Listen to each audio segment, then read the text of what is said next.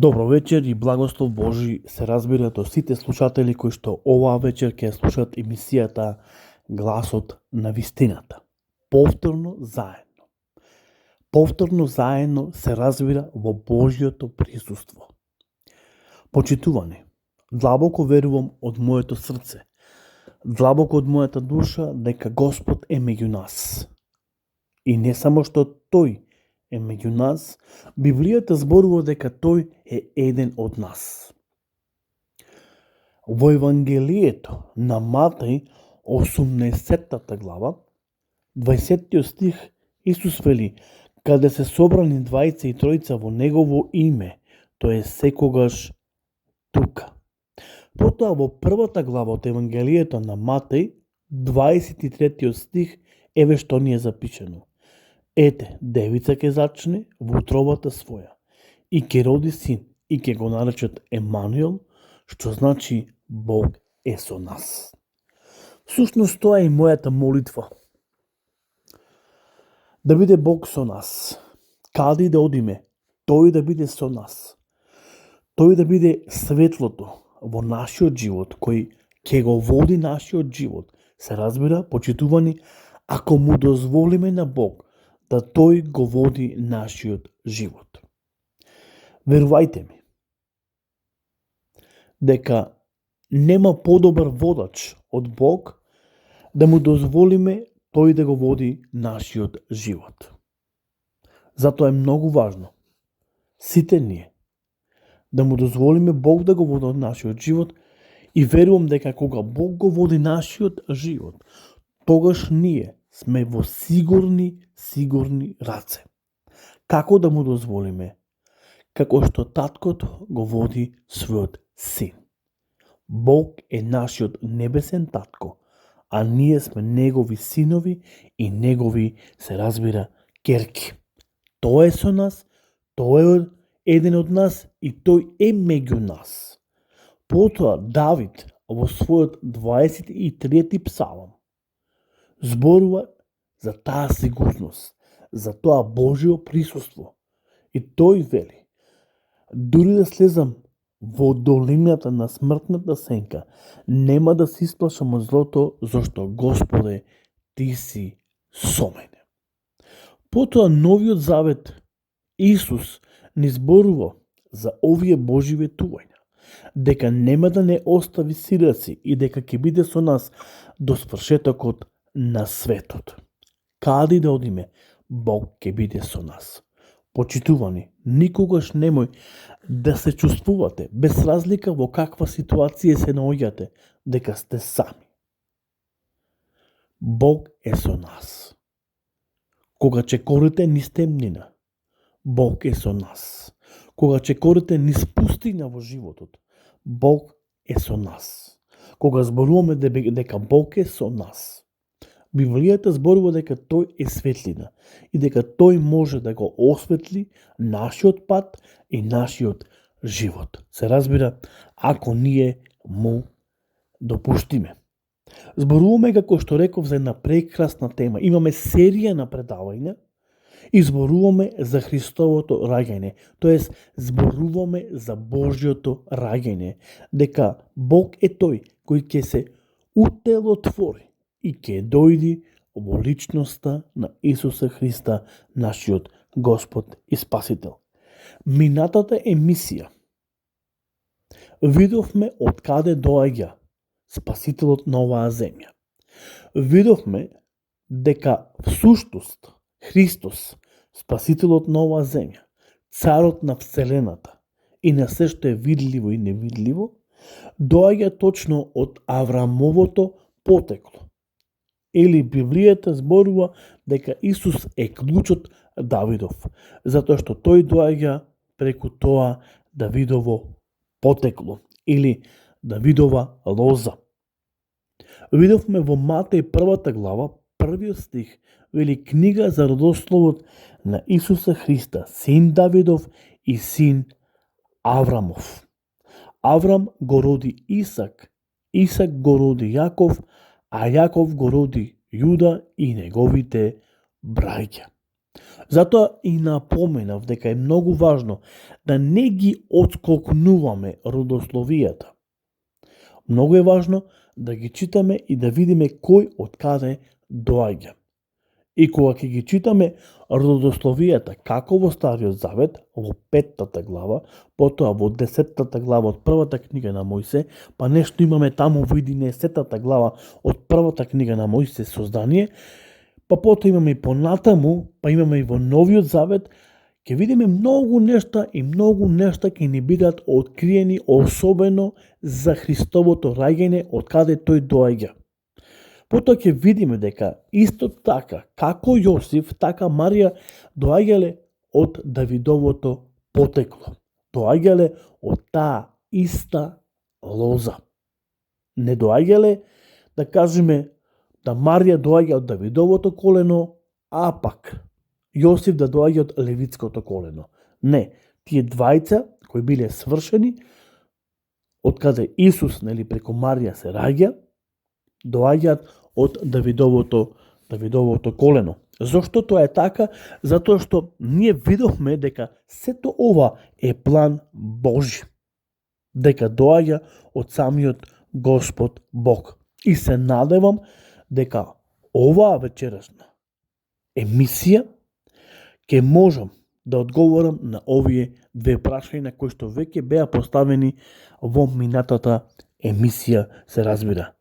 Кога ќе се роди Месијата и каде ќе се роди Месијата. Библијата ни открива или ни го открива планот Божи. Затоа е многу важно да ја читаме неси. Се разбира, зборувам да ја читаме Библијата. Еве ќе отвориме во Евангелието на Јован, значи Евангелие на Јован, не посланија. Еве само кратко да ви информирам дека евангелистот Јован бил еден од најмалите ученици или следбеници на Исус кои го следеле во тоа време. Но исто така мораме да знаеме дека Јован има напишано едно евангелие во кој што го вклучува животот и работата на Исус. Потоа има 3 посланија и едно откровение кое му го дава Бог преку Исус Христос во островот Патмос или денешна Грција. Еве ќе отвориме, како што реков, Евангелие на Јован, првата глава. Ќе читаме од 43-тиот па се до 47-тиот. Еве што ни вели Словото Господово. На другиот ден Исус намисли да отиде во Галилеја. И го најде Филип, па му рече: врви по мене. А Филип беше од Витсаида, од градот на Андреј и Петар. Филип го најде Наталинај и му рече: го најдовме оној за кого пишуваше Мојсе во законот и пророците, Исус, синот Јосифов од Назарет. А Натанил му рече: може ли нешто добро да излезе од Назарет? Филип му рече: дојди и види. Исус, кога го виде Натанил, како доаѓа кај него, рече: еве вистински израелец, во кого нема лукавство. Конкретно, кога ќе го видиме овој 45 стих од оваа прва глава од Евангелието на Јован, вели Филип го најде Натанаил и му рече: го најдовме оној за кого пишуваше Мојсе во законот и пророците, Исус, синот Јосифов од Назарет.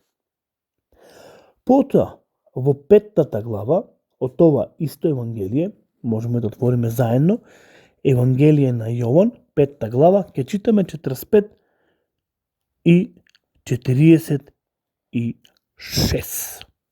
Еве што ни вели Словото Господово. Немој да мислите, овде зборува Исус, вели, немој да мислите дека јас ќе ве обнинам пред мојот татко. Има кој да говори против вас, Мојсе, на кого вие се надевавте.